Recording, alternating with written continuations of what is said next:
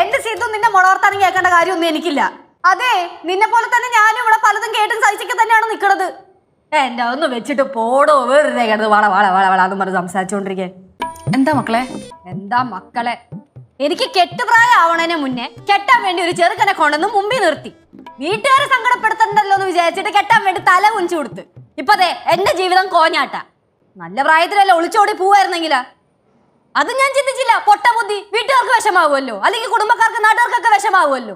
ചേച്ചി, ഞാൻ ഒരു കാര്യം ചോദിച്ചോട്ടെ? നീ എന്ത് ചോദിച്ചാൽ എനിക്കെന്താ?